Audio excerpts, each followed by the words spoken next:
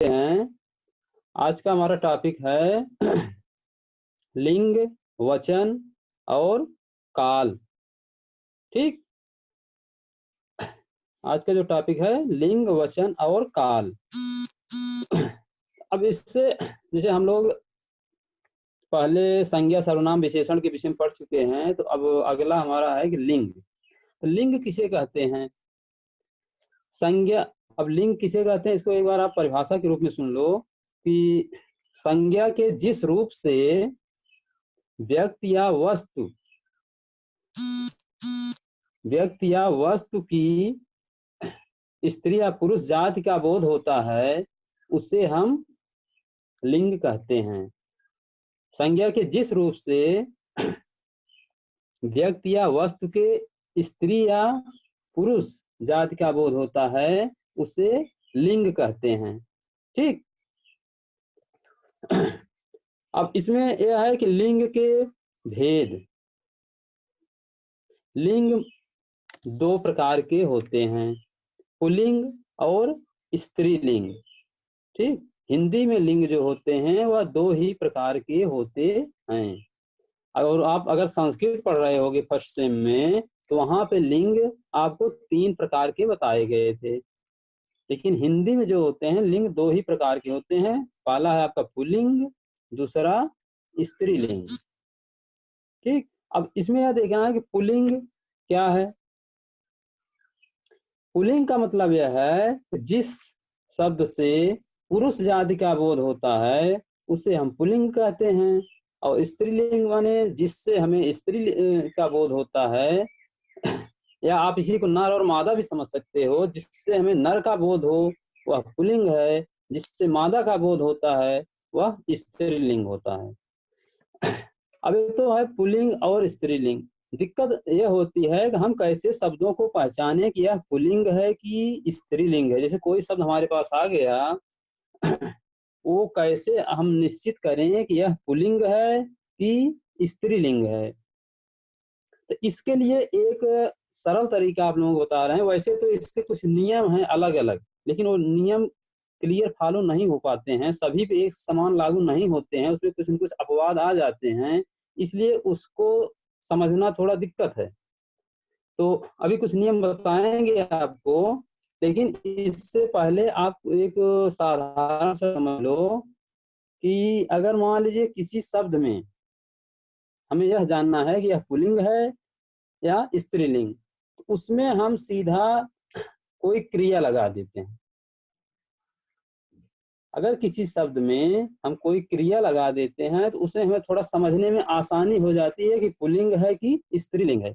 जैसे मान लीजिए पानी शब्द एक ले लो आप, पानी। अब यहाँ यह समझना है कि पानी शब्द पुल्लिंग है कि स्त्रीलिंग है।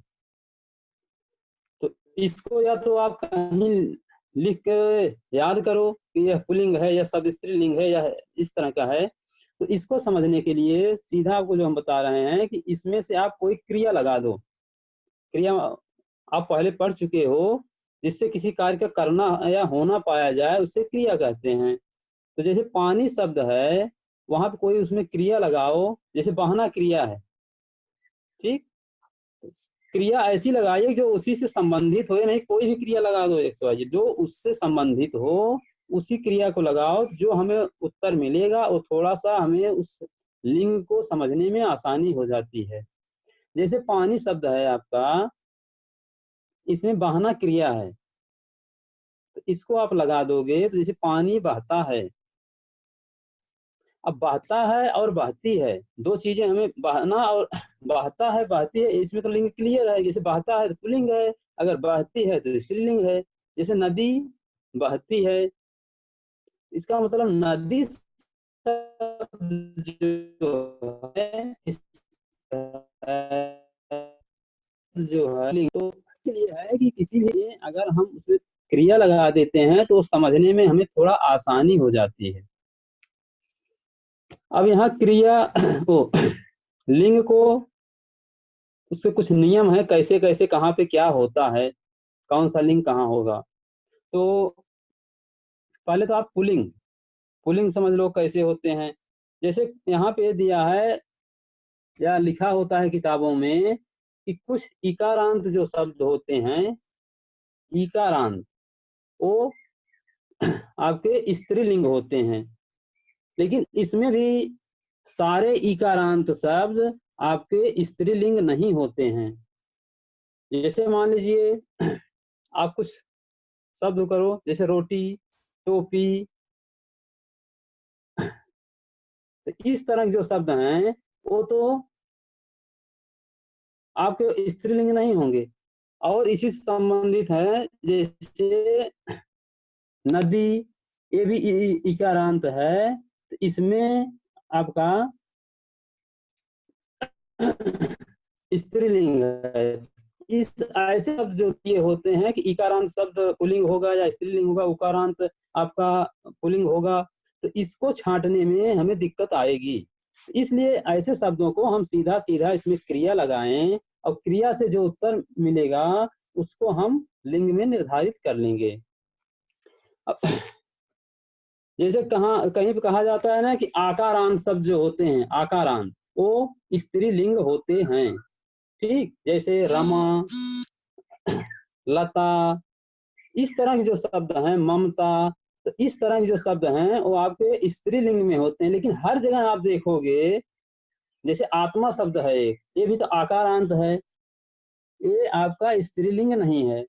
इसलिए सभी आकारांत शब्द स्त्रीलिंग होते हैं ऐसा नहीं है।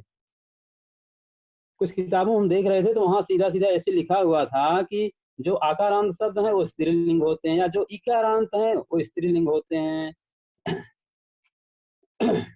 इसी तरह से कुछ प्रत्यय जोड़कर भी पुल्लिंग या स्त्रीलिंग बनाए जाते हैं। ठीक, कुछ प्रत्यय जोड़कर पुल्लिंग या स्त्रीलिंग बनाए जाते हैं। जैसे वो प्रत्यय है कवि, है कवि एक शब्द है, उसमें मान लीजिए हम कुछ प्रत्यय जोड़ दें तो आपका स्त्रीलिंग बन जाता है। जैसे काव्य में पितृ प्रत्यय जोड़ दें, महान सब हैं ती प्रत्यय जोड़ दें, या नेता शब्द है ई प्रत्यय जोड़ दें। इस तरह से जो शब्द जोड़कर प्रत्यय, मूल शब्द में जो हम प्रत्यय जोड़ते हैं तो जो शब्द बनता है वह पुल्लिंग से स्त्रीलिंग बन जाता है। ठीक, और कुछ चीजें हैं, जैसे आपको पहले तो आप पहचान तो क्लियर हो गई, आपको कैसे आप पहचानोगे। और इसी तरह से जैसे मान लीजिए, हाँ, इसमें से दो चीजें हैं। आप जब पहचान की बात आती है तो ज्यादातर ये होता है जो सजीव चीजें हैं उसको तो आप कुछ जल्दी पहचान जाते हो। जो सजीव चीजें हैं उसको तो आप थोड़ा जल्दी पहचान जाते हो कि पुल्लिंग है कि स्त्रीलिंग है। लेकिन जो निर्जीव होते हैं उसमें हमें पहचानने में दिक्कत आती है, यह पुल्लिंग है कि स्त्रीलिंग है। तो ऐसे शब्दों में सीधा सीधा यही है कि आप क्रिया वहां लगा लो। अब इसमें एक चीज यह है कि कुछ शब्द जो होते हैं हर समय पुल्लिंग में ही लिखे जाते हैं। ओ सॉरी, कुछ शब्द जो होते हैं वो आपके पुल्लिंग ही होते हैं। अगर उनका हम स्त्रीलिंग बनाना चाहें तो उसमें से जैसे नर या मादा मादा जोड़ना पड़ेगा। इस तरह के भी कुछ शब्द होते हैं। और जैसे भी हमने बताया ना, प्रत्यय जोड़कर भी स्त्रीलिंग शब्द बनते हैं। इन प्रत्ययों में ई प्रत्यय, इनी प्रत्यय, आनी प्रत्यय, जैसे कुछ शब्द है, मान लो मोर है, मोर में हम नी प्रत्यय जोड़ दें तो मोरनी शब्द बनता है, तो उसका स्त्रीलिंग रूप हो गया। और जैसे लड़का है, इसमें ई प्रत्यय हम जोड़ते हैं तो लड़की रूप बन जाता है, या इसका स्त्रीलिंग रूप हुआ। महान, इसमें ई प्रत्यय जोड़ दें तो महती बनता है। कभी कभी आप लोगों को आता है जैसे आपकी महान कृपा होगी, इस तरह से वाक्य लिखा होता है, उसको वहां शुद्ध अशुद्ध करने के लिए कहा जाता है। तो यहाँ पे जो आपकी महान कृपा होगी, यह नहीं होगा बल्कि आपकी महती कृपा होगी। अगर इस तरह से हम लिख रहे हैं तो यहाँ पे यह, क्योंकि कृपा जो होती है वो पुल्लिंग नहीं है, कृपा शब्द जो है वो स्त्रीलिंग है, तो उसके साथ जो महान है वो विशेषण के रूप में आया है, तो इसलिए महान के साथ भी वही लिंग होगा जो आपका उससे पहले का शब्द में आया है। जैसे कृपा, कृपा शब्द जो है वो स्त्रीलिंग है, तो इसलिए इससे संबंधित जो आपका विशेषण आएगा वह भी उसी लिंग में होगा। जैसे महान, आपकी महान कृपा होगी, यह नहीं होगा आपकी महती कृपा होगी। महान का जो है स्त्रीलिंग महती होता है। इसी तरह से आप लिंग निर्धारण कर सकते हैं, या इसमें से कुछ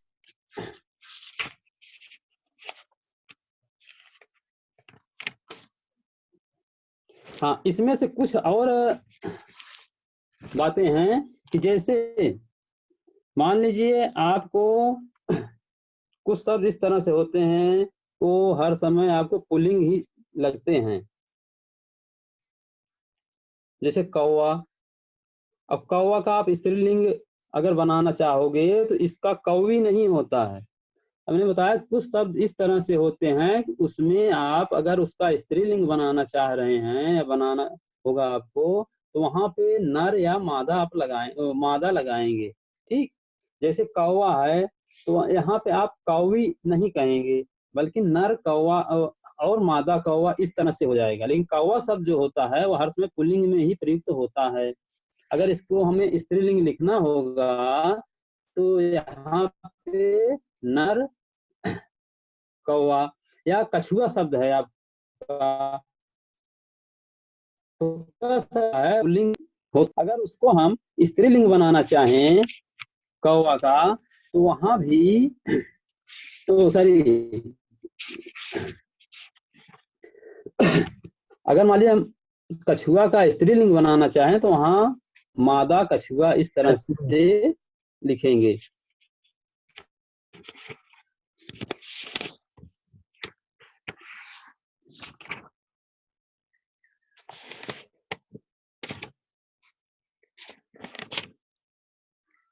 हाँ, अब इसके बाद आपका है अगला टॉपिक जो है वो वचन। ठीक, हिंदी में वचन दो प्रकार के होते हैं। वचन क्या है पहले आप इसको समझ लो। ठीक, वचन विकारी शब्द, विकारी शब्द आप पहले जान गए हैं, संज्ञा सर्वनाम विशेषण क्रिया ये जो हैं आपके विकारी कहलाते हैं, जिसमें कुछ विकार आ जाए। विकारी शब्द के जिस रूप से संख्या का बोध होता है उसे वचन कहते हैं। विकारी शब्द के जिस रूप से संख्या का बोध होता है उसे वचन कहते हैं। अब विकारी शब्द क्या है? संज्ञा सर्वनाम विशेषण क्रिया ये जो है आपके, ये विकारी कहे जाते हैं। अब इसमें से अब आता है वचन। वचन दो प्रकार के हैं, एक वचन और बहुवचन। हिंदी में वचन दो होते हैं, संस्कृत में वचन तीन होते हैं। तो हम लोग संस्कृत का नहीं लिखेंगे, जब हिंदी का पेपर होगा तो वहां अगर वचन आ रहा है तो वहां वचन की संख्या हम दो करेंगे, एक वचन और बहुवचन। अब एक वचन क्या है? जिससे एक संख्या का बोध होता है वह एक वचन है। जिससे दो या दो से अधिक संख्याओं का बोध होता है वह हमारा बहुवचन है। जिससे एक का बोध हो एक वचन, जिससे दो या दो से अधिक का बोध होता है उसे हम बहुवचन कहते हैं। अब यहाँ पे एक वचन और बहुवचन बनाने के कुछ नियम होते हैं। ठीक, जैसे कोई शब्द है वह एक वचन है बहुवचन है, इसको बनाने के लिए उसमें से कुछ अंत में प्रत्यय जोड़े जाते हैं। जैसे मान लीजिए कोई शब्द है, घोड़ा शब्द है, इसमें ए प्रत्यय लगा दें तो घोड़े बनता है। लड़का शब्द है, ए प्रत्यय लगा दें तो लड़के बनता है। इस तरह से जो शब्द बनेगा वो एक वचन से बहुवचन में बन जाएगा। अर्थात बहुवचन बनाने के लिए किसी शब्द में के अंत में कुछ प्रत्यय हम जोड़ देते हैं। जैसे ओ है, कथा, इसका बहुवचन अगर हमें बनाना होगा तो कथाओं। साधु, इसका बहुवचन बनाना होगा साधुओं। ओ का प्रयोग करके या कभी कभी आप देखेंगे कि ए का प्रयोग करके, या का प्रयोग करके, जैसे रानी, रानियां, रीति, रीतियां। ठीक, यहाँ पे इसका कुछ नियम होता है। नियम ऐसा है जहां पे अकारांत या आकारांत शब्द आते हैं, आकारांत शब्द आते हैं, वहां पे हम ए लगाते हैं। जैसे अकारांत में पुस्तक है, इसका बहुवचन बनाना होगा तो पुस्तकें। और बात, लेखिका है तो लेखिकाएं। इस तरह से जो शब्द बनेंगे वो आपके बहुवचन हो जाएंगे। और जैसे आकारांत कोई पुल्लिंग है, उसमें से हम अगर इसको बहुवचन बनाना हो तो वहां पे ए का प्रयोग करते हैं। ए, जैसे घोड़ा, घोड़े, और गधा, गधे, लड़का, भाला, जितने भी शब्द हैं इस तरह से जो हैं उसमें हम ए का प्रयोग करते हैं। ए लगा के उसका बहुवचन बना लेते हैं। और इसमें ये होता है कुछ शब्द जो होते हैं हर समय एक वचन में ही प्रयुक्त होते हैं, उनका बहुवचन नहीं होता। कभी कभी पूछा, जैसे वो शब्द कौन कौन से हैं? माल, जनता, सामान, सोना, सामग्री। इस तरह से जो शब्द हैं वो हर समय एक वचन में ही प्रयुक्त होते हैं। जबकि यहाँ यह है कि माल एक नहीं होता, बहुत सारे, बहुत होंगे, ठीक है। यहाँ मालों नहीं कहते हैं। या सामान जो है, सामान का जब बात आती है तो वहां कोई एक चीज नहीं होती, इसमें बहुत सारे आ जाते हैं, इसलिए इसको हम सदैव एक वचन में प्रयोग करते हैं। जैसे मान लीजिए जनता, जनता का जब वो आता है, बात आती है, जनता जो है एक व्यक्ति से जनता नहीं बनती, जनता पूरा एक समूह का वो कराता है। लेकिन इसको हम एक वचन में प्रयुक्त करते हैं। जैसे जनता आई है, या जनता भूल गई। इस तरह से जो है कुछ शब्द हैं जिसको हम सदैव एक वचन में ही प्रयुक्त करते हैं। ये शब्द कौन कौन से हैं इसको आप अगर चाहो तो नोट कर लो। माल, जनता, सामान, सामग्री, सोना, ऐसे शब्द एक वचन में ही प्रयुक्त होते हैं। दूसरा, कुछ शब्द ऐसे भी हैं जो हर समय बहुवचन में ही प्रयुक्त होते हैं। जैसे प्राण, दर्शन, आंसू, होश, बाल, हस्ताक्षर। ये जो शब्द हैं ये हर समय आपके बहुवचन में ही प्रयुक्त होते हैं। जैसे मान लीजिए एक उदाहरण में कि होते अकेले हैं लेकिन इनका प्रयोग जो होता है बहुवचन में होता है। जैसे शेर को देखते ही मेरे होश उड़ गए। यहाँ उड़ गया आप नहीं कह सकते हैं। शेर को देखते ही मेरा होश उड़ गया ऐसा नहीं होता, बल्कि शेर को देखते ही मेरे होश उड़ गए। उड़ गया नहीं बल्कि उड़ गए, होश उड़ गए। अगर हम यहाँ कह दें कि होश उड़ गया तो होश शब्द एक वचन में प्रयुक्त हो जाएगा, लेकिन होश उड़ गए कहा जाता है तो होश शब्द जो है वो हर समय बहुवचन में ही प्रयुक्त होता है। जैसे दूसरा उदाहरण दर्शन का देखो। मैंने आपके दर्शन कर लिए। तो यहाँ दर्शन कर लिए जो है वह दर्शन शब्द जो है बहुवचन में ही प्रयुक्त हुआ है। जैसे कभी कभी ये लोग बोल देते हैं कि मैंने दर्शन कर लिया। दर्शन कर लिया नहीं होता, दर्शन कर लिए होता है। शुद्ध रूप जो उसका है वह दर्शन कर लिए। दर्शन शब्द जो है हर समय बहुवचन में ही प्रयुक्त होता है। बाल, बाल शब्द भी बहुवचन में ही प्रयुक्त होता है। मैंने बाल कटा दिए, मैंने बाल कटा दिए। तो यहाँ पे बाल शब्द जो है वह भी हर समय बहुवचन में ही प्रयुक्त होगा। कभी खुद बहुवचन बनाने के लिए, कुछ शब्दों में बहुवचन बनाने के लिए कुछ और शब्द जोड़ दिए जाते हैं।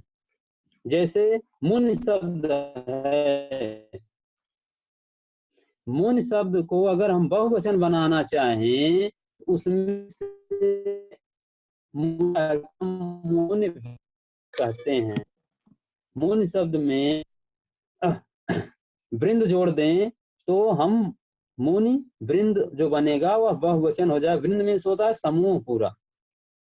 या जन शब्द जो है जैसे युजन, गण, ये जो हैं वृंद, जन, गण, वर्ग, लोग, ये सब जो है अगर किसी को बहुवचन बनाना होता है तो उसमें हम जोड़ देते हैं तो इससे बहुवचन बन जाता है। ये कौन कौन शब्द है? जैसे वृंद है,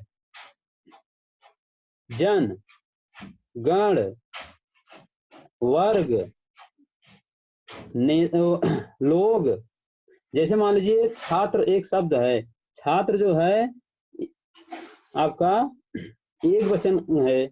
अब इसी छात्र को अगर हम बहुवचन बनाना चाहें तो छात्र वर्ग, या अगर छात्रा छात्रा वर्ग, तो वर्ग कहने से पूरा समूह का बोध होता है, पूरा एक बहुवचन का रूप लेता है। तो यह कुछ शब्द हैं जिसके जोड़ने से बहुवचन बन जाता है। कौन कौन से? वृंद, जन, गण, वर्ग, लोग, इस तरह से सब। और इसमें से एक चीज यह है कि जैसे कुछ सम्मानित व्यक्ति जो होते हैं उनको जब हम पुकारते हैं तो हर समय उसको उनको हम बहुवचन में ही प्रयुक्त करते हैं, चाहे वो अकेले ही क्यों ना हो। अगर सम्मानित व्यक्ति हैं उनको हम पुकारते हैं या उनका कहीं जिक्र करते हैं तो वहां पे बहुवचन का ही प्रयोग किया जाता है।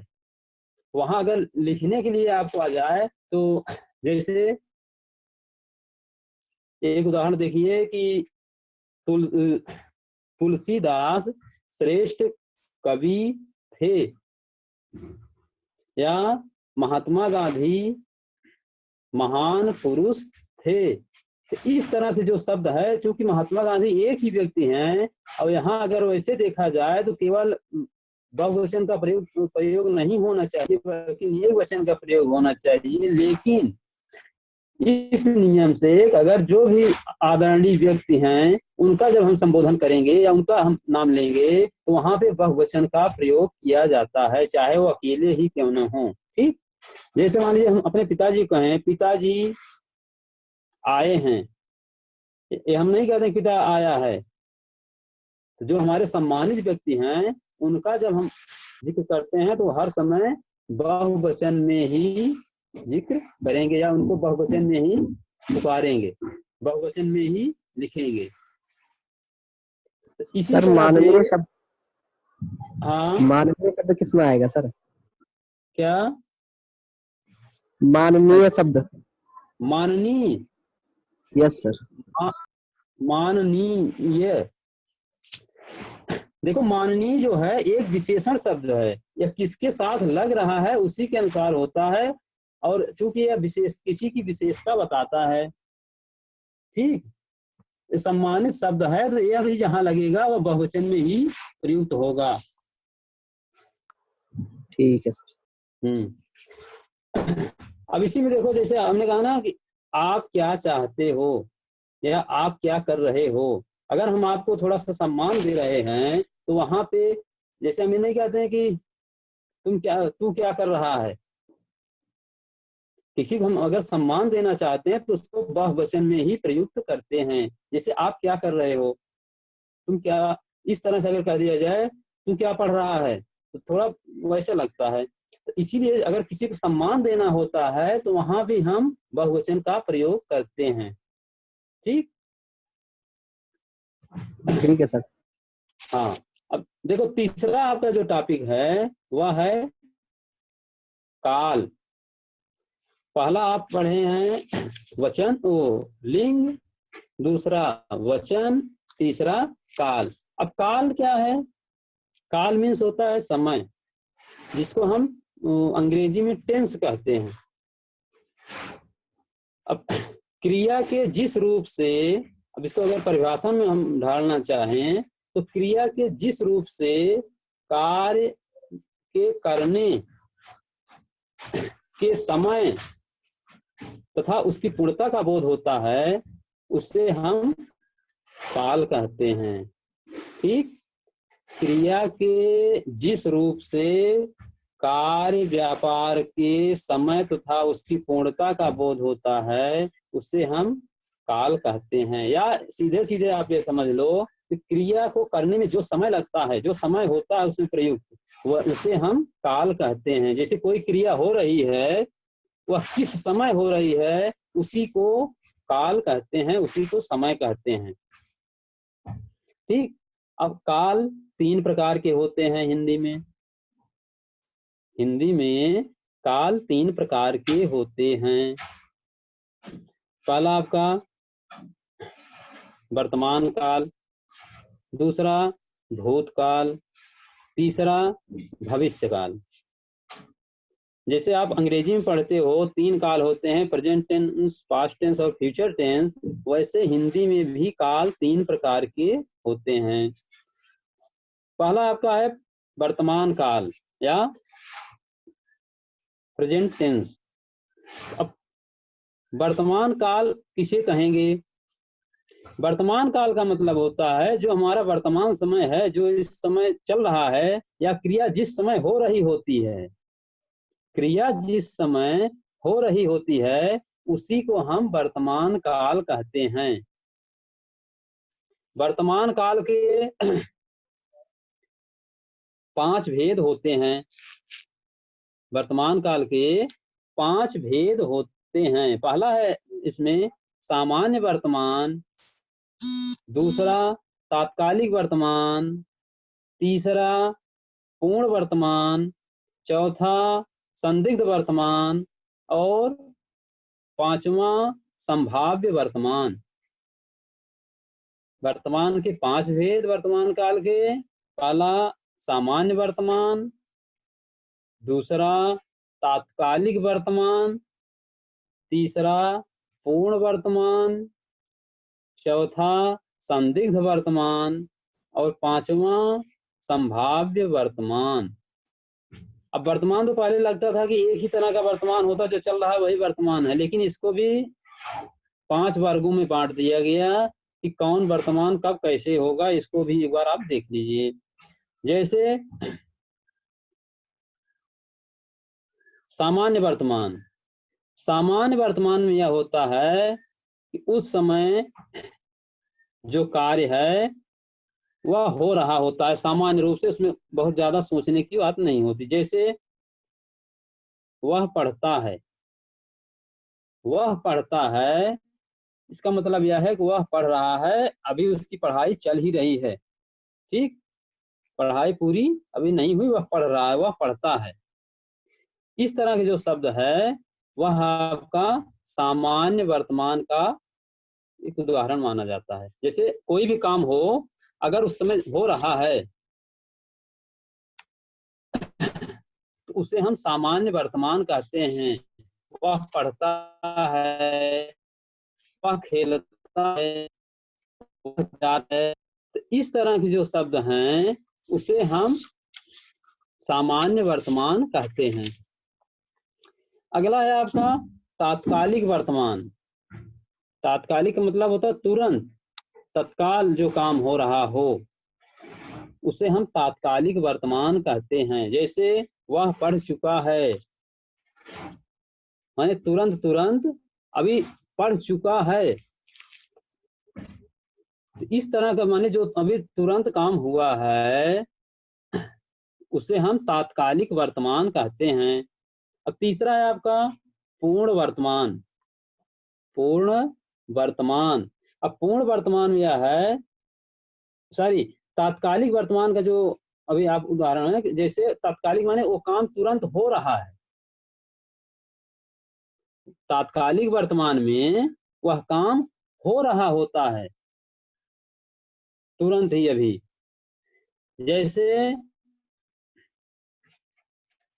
एक उदाहरण देख लो कि वह खा रहा है,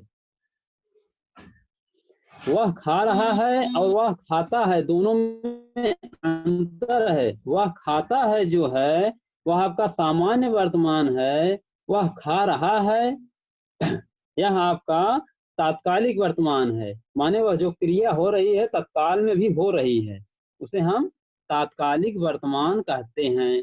तीसरा है आपका पूर्ण वर्तमान। पूर्ण वर्तमान का अर्थ यह है कि क्रिया लगभग लगभग पूरी हो रही है या हो चुकी है। जैसे राम खा चुका है या सीता आ चुकी है, माने भी जो क्रिया हुई वो पूरी हो गई है। जब क्रिया पूरी हो जाती है तो उस समय जो वर्तमान होता है उसे हम पूर्ण वर्तमान कहते हैं। माने पूर्ण का मतलब होता है क्रिया पूरी हो गई है, पूर्ण वर्तमान। और अगला है आपका संदिग्ध वर्तमान।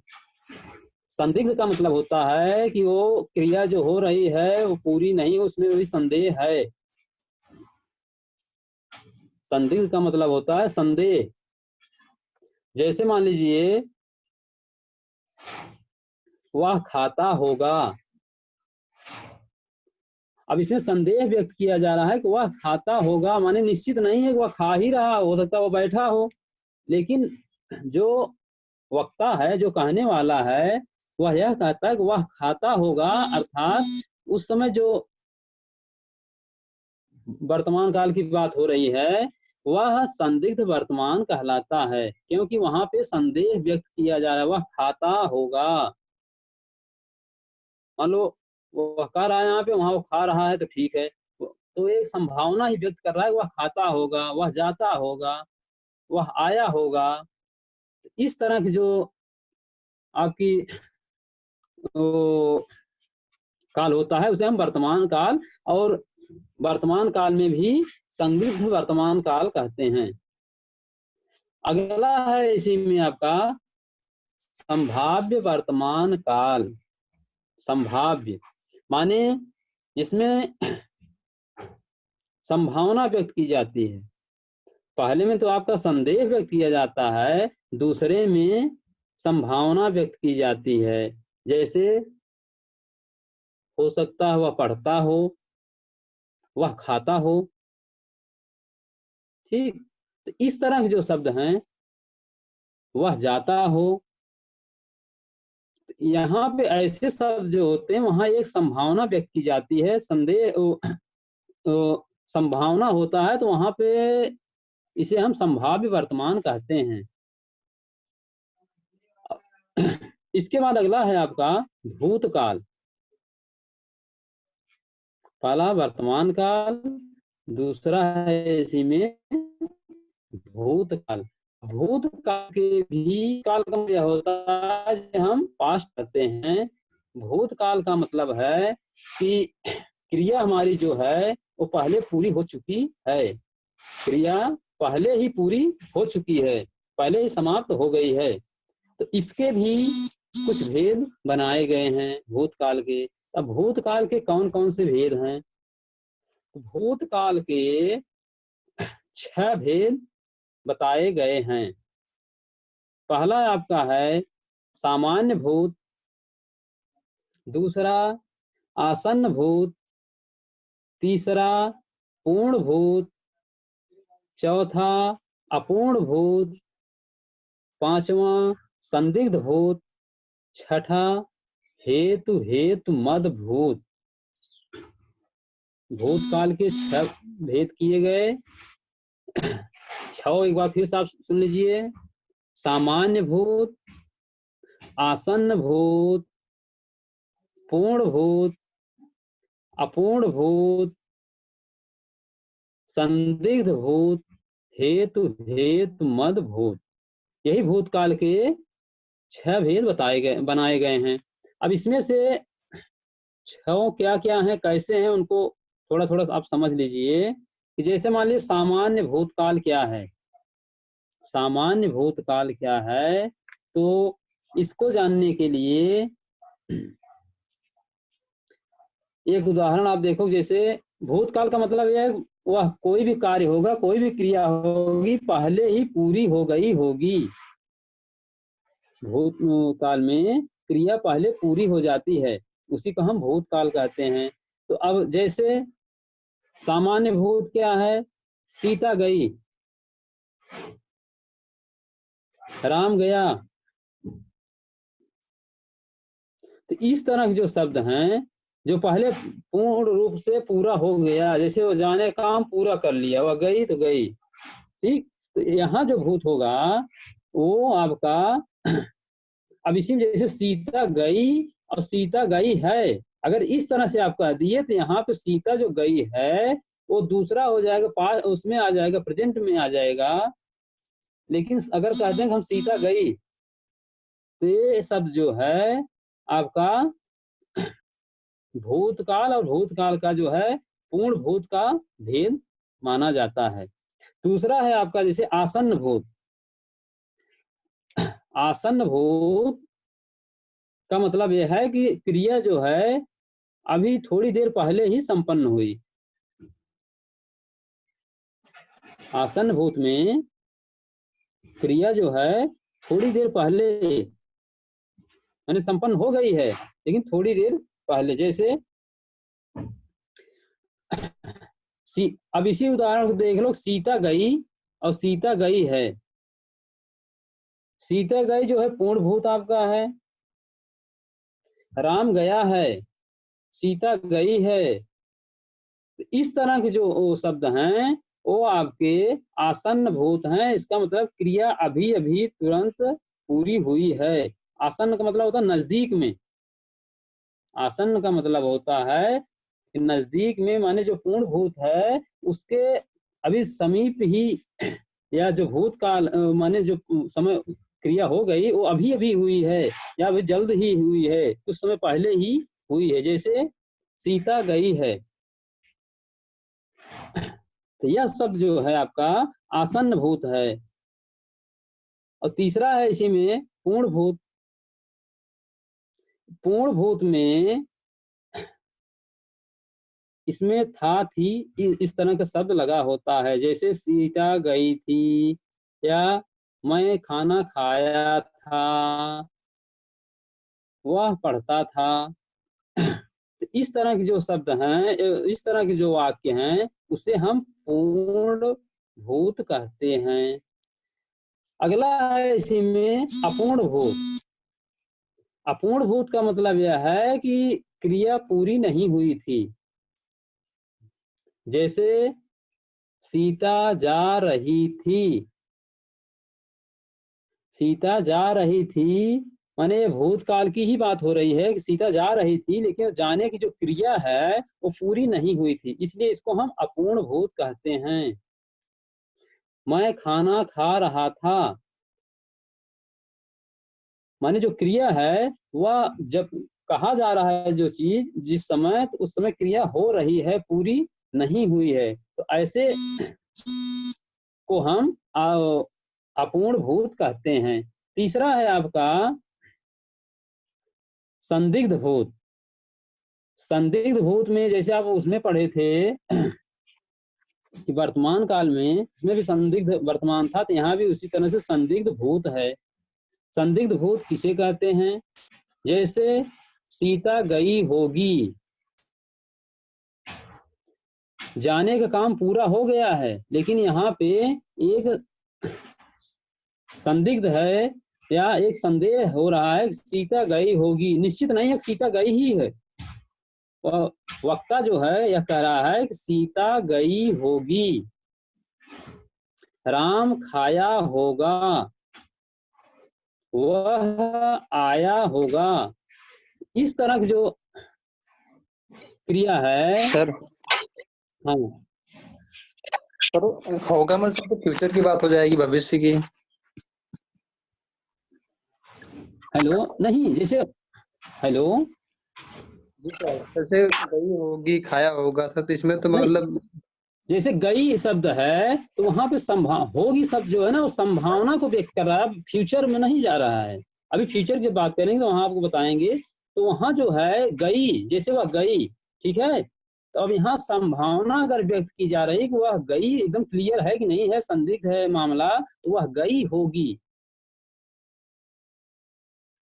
ठीक, वह पढ़ा होगा। तो यहाँ ऐसे शब्द जो हैं या ऐसे वाक्य, उसे हम संदिग्ध भूत कहते हैं। ठीक, अगला है आपका हेतु हेतु मद भूत। अब हेतु का मतलब होता है कारण। हेतु का मतलब होता है कारण। तो हेतु हेतु मद भूत जो है, इसमें यह होता है कि क्रिया जो होती है वो होने वाली थी, लेकिन कुछ कारण आ गया जिससे वह नहीं हुई। इसी को हम हेतु हेतु मद भूत कहते हैं। जैसे मान लो, एक उदाहरण इसमें से, मैं आता, मैं आता, या सॉरी, जैसे वह जाता, क्रिया होने वाली थी, वह जाता, लेकिन अब यहाँ पे आगे कुछ वो कहने वाला है, आगे कुछ और है, किसी कारण से वह नहीं गया, वह जाता। मान लो आगे कोई और वाक्य हो लेकिन वह नहीं आया, या इस तरह से जो और कुछ वाक्य उसमें जोड़े जाते हैं, तो ऐसे जो सब वाक्य बनते हैं उसे हम हेतु हेतु मद भूत कहते हैं। माने वहां पे वह जो क्रिया हो रही है, जैसे वह जाती, राम जाता, अब जाता माने आगे भी और कुछ है। अगर वो कहा जाए, लिखा जाए तो ठीक है, नहीं लिखा जाए तो वो भी वक्ता श्रोता जो समझ जाता है वह जाता लेकिन नहीं गया, कोई कारण आ गया जिसके कारण वह रुक गया होगा। जैसे वह जाता किंतु वह आ गया। ऐसे जो वाक्य होते हैं उसे हम हेतु हेतु मद भूत कहते हैं। हेतु मीन्स होता है कारण, जो किसी का कारण बन जाए, किसी का क्रिया के होने का कोई कारण और हो उसमें, जिससे वह क्रिया पूरी न हो, उसे हम हेतु हेतु मद भूत कहते हैं। तीसरा है आपका भविष्य काल। भविष्य काल माने जो क्रिया भविष्य में होगी, जो क्रिया भविष्य में होगी उसे हम भविष्य काल कहते हैं, जो काम भविष्य में होता है। तो इसमें यह होता है कि जिसको हम अंग्रेजी में फ्यूचर टेंस कहते हैं, इसके भी तीन भेद होते हैं। भविष्य काल के तीन भेद होते हैं। पहला है आपका सामान्य भविष्य, दूसरा संभाव्य भविष्य, तीसरा हेतु हेतु मद भविष्य। इसमें भी हेतु हेतु मद है। तो पहला है आपका सामान्य भविष्य। सामान्य भविष्य में यह होता है कि कोई भी क्रिया होगी वो सामान्य रूप से पूरी होगी भविष्य काल में। जैसे एक उदाहरण आप देखो कि सीता पढ़ेगी, एक वाक्य अगर लिख दिया जाए, सीता पढ़ेगी, राम जाएगा, वह खाएगा, इस तरह के जो वाक्य होते हैं वो सामान्य भविष्य काल के वाक्य हैं। अब इसी में दूसरा है कि संभाव्य भविष्य, जहां कोई संभावना बनी रहे उसे हम संभाव्य भविष्य कहते हैं। जैसे संभव है सीता पे, जहाँ संभावना व्यक्त की जाती है, माने भविष्य में वो क्रिया होगी ये कन्फर्म नहीं है, वहां संभावना बनी रहती है, उसे हम संभाव्य भविष्य कहते हैं। जैसे संभव है वह जाए, इस तरह के जो शब्द होते हैं जहां एक संभावना बनी रहती है उसे हम संभाव्य भविष्य कहते हैं। तीसरा इसी में है हेतु हेतु मद भविष्य। भविष्य काल का तीसरा जो भेद है उसे हेतु हेतु मद भविष्य कहते हैं। हेतु का मतलब होता है कारण, माने पहली क्रिया जो है उसको माने पूरा होने के लिए कोई हेतु होता है। पहली क्रिया जैसे मान लीजिए पहली क्रिया तभी पूरी होगी जब दूसरी क्रिया होगी या आएगी। जैसे छात्रवृत्ति मिले तब मैं पढ़ूं, या राम आए तब मैं जाऊं। इस तरह के हैं, माने पहला जो काम होगा दूसरे पर निर्भर होगा, दूसरे पर आश्रित होगा। तो ऐसा जो वो होता है उसे हम हेतु हेतु मद भविष्य कहते हैं। ठीक, जैसे मान लीजिए अब हेतु का मतलब होता है कारण, पहली क्रिया जो होती है दूसरे पर ही निर्भर होती है। अब यहाँ आप जो पहले पूछ रहे थे कि हमने बताया था वहाँ संदिग्ध भूत में कि सीता गई होगी, तो वहां पे सीता गई या तो भूतकाल हो गया, लेकिन यहाँ संभावना चूंकि व्यक्त हुई थी तो संदेह व्यक्त किया गया था इसमें, तो वहां पे होगी शब्द जोड़ा गया। जैसे सीता गई होगी, तो आप यहाँ जब आप भविष्य काल में आएंगे, भविष्य काल के तीन जो भेद बताए गए हैं, सामान्य भविष्य, संभाव्य भविष्य, हेतु हेतु मद भविष्य, इसमें से आप देखो कहीं नहीं आएगा सीता गई होगी। तो ऐसे जो शब्द हैं या ऐसे वाक्य जो हैं वो न तो आपको सामान्य में आते हैं, न संभाव्य में, न हेतु हेतु भविष्य में, बल्कि वह भूतकाल का भेद माना जाता है। अब मान लीजिए आप किसी को कोई डाउट हो या कोई क्वेश्चन हो तो पूछो।